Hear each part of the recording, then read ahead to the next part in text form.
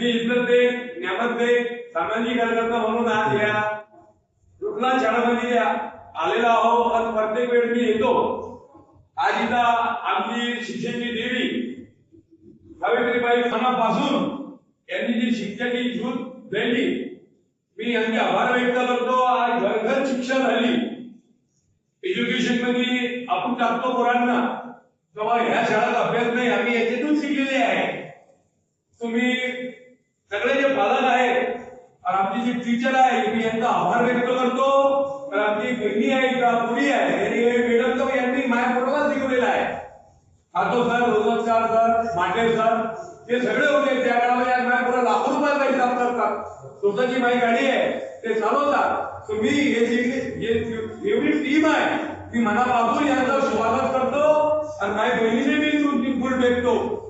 आणि मी म्हणतो बाबा आपल्याला 1 रुपया लागत नाही, गव्हर्नमेंट कपडे देते, 90% लोक 6,000 रुपये देतात, 8,000 फी देतात.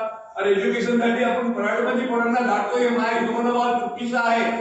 आपण कष्टानं पैसा कमवते, आज देशाची हालत खराब आहे.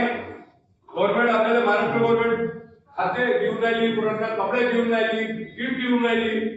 तुम्ही हेच बोलणार आहोत आणि 90% बालकांना हेच सांगणार आहोत की हे जे टीचर आहे मध्य महाराष्ट्रातील मध्य देशातले प्रायव्हेट जो गव्हर्नमेंटची शाळांमध्ये आहे, 90% लाखो शाळा बंद पडून राहिले. मी यांचे विचारले आणि यांचे विचाराला धन्य करतो, सलाम मारतो. यासाठी काही स्वतःचा हित घेऊन कर्मचारी आपले सॅलरीतून पैसे देऊन हे शाळाला चालून राहिले. मी यांचे आभार व्यक्त करतो.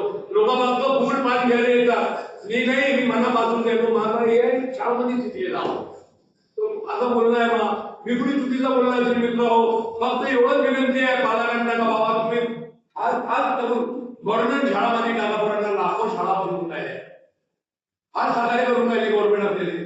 ते आपल्यावर मायबाप आहे, बाकीचे काही जे काही घेणं देणं नाही. आमच्या पोराकडे लक्ष देऊ. माझा भारत माता जय हिंद, जय भारत.